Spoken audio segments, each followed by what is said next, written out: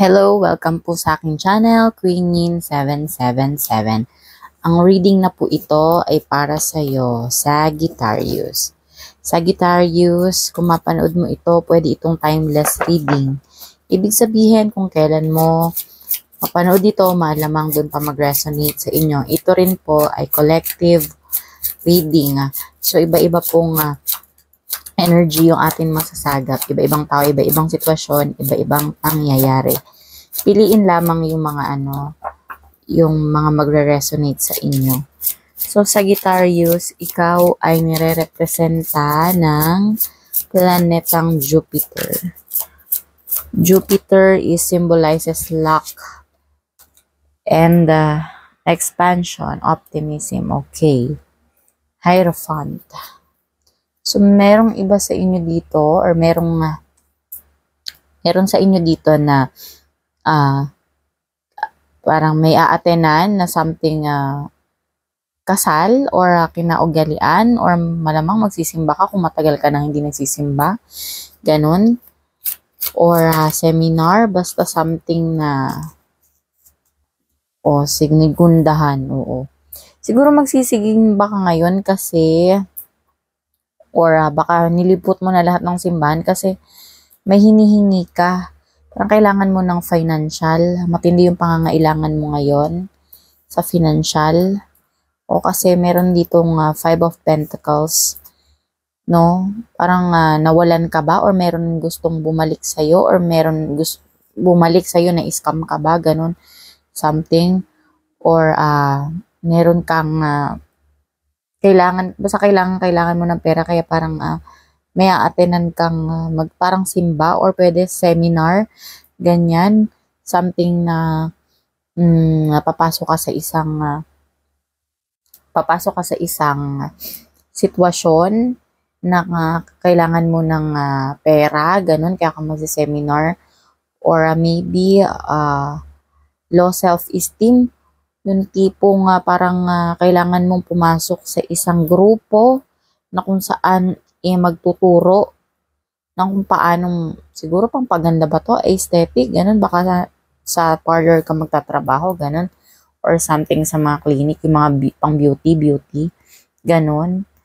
Pero nakikita ko dito na parang magsisimba ka, matindi yung pangangailangan mo ngayon sa financial or something na parang may nanloko sa'yo, ganun, at hinihingi mo na maibalik yun sa'yo, ganun. Or ito, maybe, may Three of Pentacles. May iba siguro sa inyo nag-aaral. Na in connection dito sa Hierophant at saka dito sa Five of Pentacles. No? Siguro kailangan mong, meron ka siguro ngayong new beginning na parang mag-aaral ka. Ganon. Kaya pupunta ka sa seminar or something na manghihingi ka ng tulong doon sa mga eksperto or yung eksperyensyado. Ganon. Ano ba yon, Sagittarius? Kasi ikaw ay kahit saan ka lang naman, Sagittarius eh.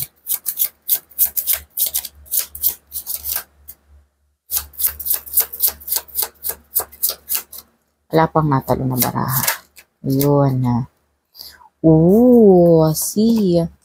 Meron ditong Seven of Cups. May iba sa inyo dito. Parang ang dami-daming priority emotionally. No?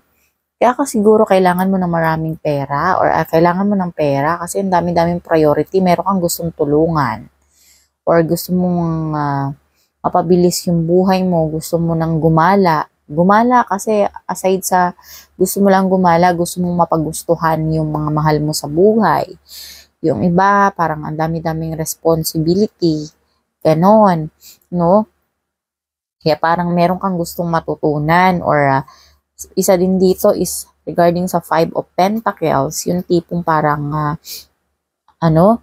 yun nga, kinakapos ka, ganon, kaya gusto mo na agad yumaman. No? Pero kinukonsidera mo yung pagpunta parang sa seminar or pag-aaral, ganon. Kasi nag-iisip ka na iniisip mo, hawak-hawak mo dito yung sa kaliwang kamay mo, no, yung wands. Siguro yung Baka iniisip mo nito, kinukonsidera mo kung ito na ba talaga yung gusto mo. Or maybe ito na ba talaga yung purpose mo dito sa mundo. Or ito na ba talaga yung job or career na parang gusto mo magtagal ka dito. O ma-appreciate ka ng maayos. Ganon. No? Dito naman sa kanan, hawak-hawak mo yung earth. Parang globo. No? Iniisip mo dito kung siguro hindi ka ba masyadong stress or mama-maximize mo ba or mami-minimize mo ba dito yung iyong time, yung effort mo, kumbaga parang yung focus mo, baka yung focus mo dito mo lang, iniisip mo yon. Or in maybe, may iba naman sa inyo dito, kino-consider din nakaharap ka doon. Ikaw kasi ng tao, nakaharap ka doon sa may tubig o parang dagat ba yan or something lawa. So, iniisip mo baka magiging masaya ka ba dito, magiging long term, or masasatisfied ba nito yung iyong hinahanap, ganun, no? Yun na nga sabi dito, or kaya para meron kang aalisan, meron ka ding iiwanan, no? May pupuntahan ka, parang dami-dami mong inaano dito sa guitars, ang dami mong kino-considered, no? Dito sa gagawin mo ngayon or sa iniisip mo ngayon. Regard. Tapos, something parang sa emotion. Which is, hindi ka naman ganun. Kasi fire sign ka eh. Ano ka eh, yung passionate pagdating sa trabaho. Sagittarius, papatay na message mo. Oh, 7 of Wands. Oh, marami kang kino-considered, Sagittarius. No, aside sa yun nga, sa parang kailangan mo talaga ng pera, may responsibilidad ka, gusto mong igala yung family mo. And parang attend ka nga nung parang something na grupo. Grupo ito eh, basta something grupo. So, pwedeng simbahan, seminar, mga ganyan. Pwede sa group chat, ganun. Basta something grupo, meron kang a-attendan. No, kasi, kino-consider mo din dito yung baka na-challenge ka sa nakaraan mo. No, para may pinaglalaban ko or maybe yung ngayon pwedeng past, present, or future to. No? Nangyayari na ito, pwedeng mangyayari pa lang or nangyari na, ganon. No?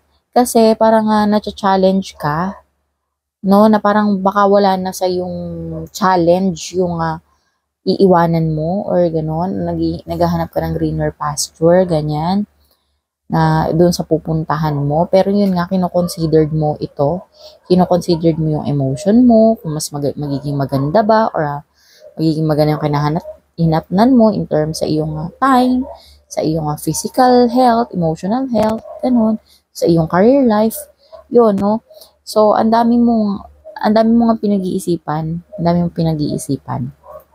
regarding dito. Ang dami mong kino-considered, no? And na gusto mo dito, meron kang pinaglalaban, meron kang gustong mangyari lang, no?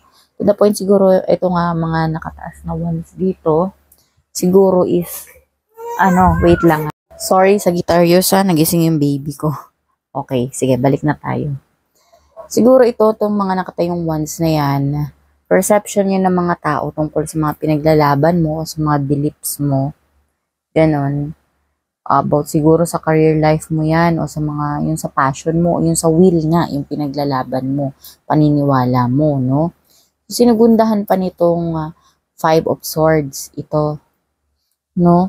Na siguro, yun nga, pinag-uusapan kanila at iba doon ay parang sinisiraan ka or nag-away na kayo. Yung ganon, no? So, nagkakaroon na ng conflict, no? Kung sinong tama o kung sinong mali.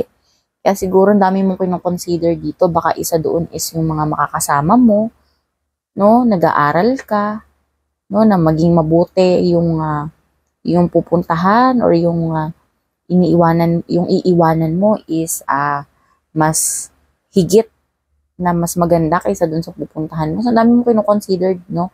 Pero nakita ko dito, parang mabait ka naman eh. Sagittarius, parang yung goal mo, yung gusto mong mangyari, is para hindi lang yun para sa'yo, para yun sa ikabubuti ng mga nasa paligid mo. No, yun yung nakikita ko dito sa Sagittarius. Nasuka pa tayo ng energy mo.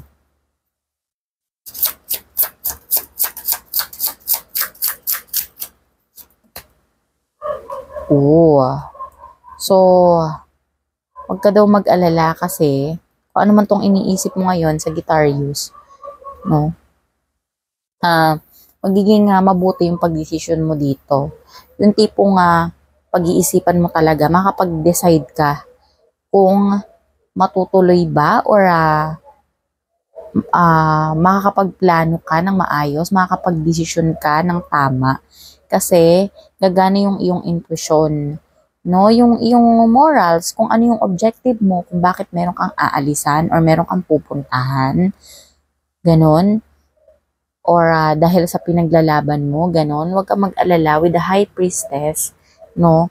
Magiging mapapagtagumpayan mo yung desisyon na yon, no? Magiging maayos yung desisyon na gagawin mo. So, magtiwala ka lang sa sarili mo, no? And nahihirapan ka sa desisyon mo. Nahihirapan kang magdesisyon oh. Sa dami ba naman ng iniisip mo na gusto mong mangyari, oh. Ganyan. Meron pang pinag-uusapan ka dito, no? Kaya pinaglalaban mo yung gusto mo. So, nag-iisip ka talaga dito sa Sagittarius, no? Na kung para kang natutorn between sa mga sinasabi ng tao or sa sinasabi mo. Pero alam mo sa Sagittarius, isa ka sa maswerteng sign no? Actually, ikaw pa nga yung pinaka maswerteng sign Dala-dala mo ang Jupiter. Maniwala ka, dala-dala mo yung Jupiter. No, ikaw ang sinisimbolo ng Jupiter. No, ibig sabihin no, nasa planeta mo yung Jupiter, swerte ka. No, so gagabayan ka ng planetang Jupiter. So, wag ka na mag-isip, meron kang High Priestess dito oh. So, maniwala ka lang sa iyong intuition, sa iyong sarili, no? Mapapagtagumpayan mo itong iniisip mo, makakapag-desisyon ka ng maayos. O, di ba? See? Meron kang masisimulan, may masisimulan ka, may mamanifest ka. Page of Pentacles. Nakikita mo tong taong to, ikaw to. No, dala-dala mo yung parang sinusubukan mong angkinin kasi parang nag-attempt ka palang hawakan yung Pentacles. No? Maybe regarding yan sa financial nga, yun sa health, sa wealth, no? So, papalapit na sa'yo yung yung hinihingi mo, no?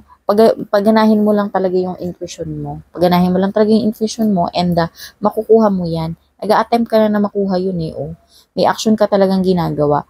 Or maybe may iba naman siguro sa inyo dito, baka ma-manifest kayo ng diet, ganyan, or new parang something sa health ba yan, sa well-being, or mag-uumpisa kayo ng business, ganyan. Basta merong pag-uumpisa dito. Pero regarding dito sa Hierophant mo or sa overall energy mo, sa Sagittarius, no?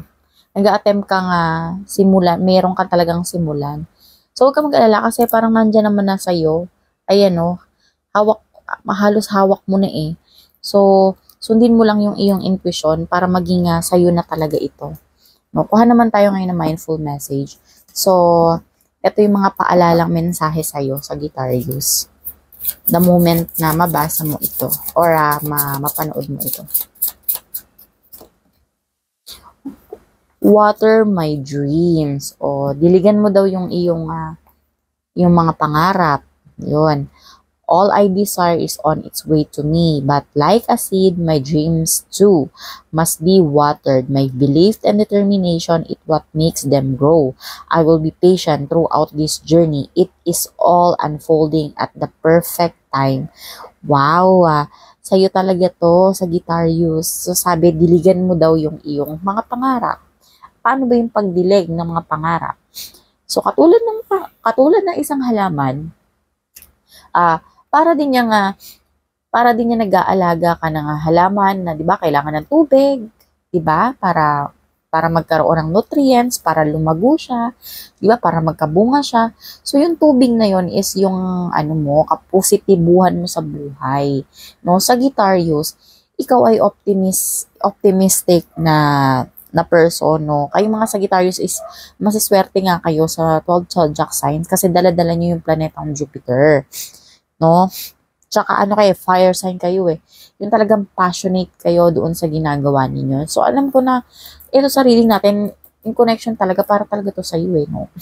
So, diligan mo daw, alagaan mo yung iyong dreams, no? diligan mo siya ng mga kapositibuhan.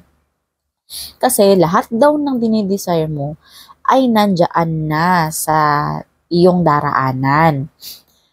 No? Pero katulad ng isang buto, katulad daw yan ng isang buto pala, I mean, no?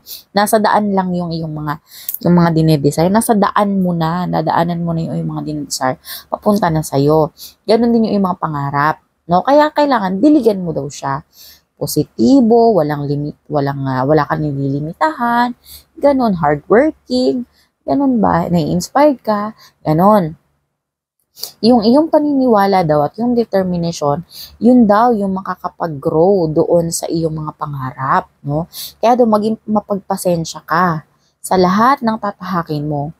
Kasi lahat daw ng bagay na paparating sa iyo ay unti-unti nang nabubuksan. At yon ay sa perfect time. So, di ba, patient lang. Hindi ka nagtatanim, walang halaman na tinanim mo ngayon, bukas tumubo na. So, di ba, mag-iintay ka ng ilang araw. Ganon din yon. Basta, maging positibo ka lang.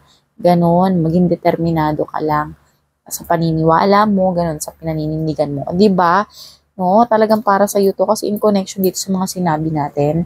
Sa sinabi ko pala kanina regarding sa iyo. So, kuha naman tayo ng angel message. Ito yung protection and guidance mo. So, Archangel Merlina. So, ang sabi dito ni Archangel Merlina, you are confused and indecisive because you do not have enough information.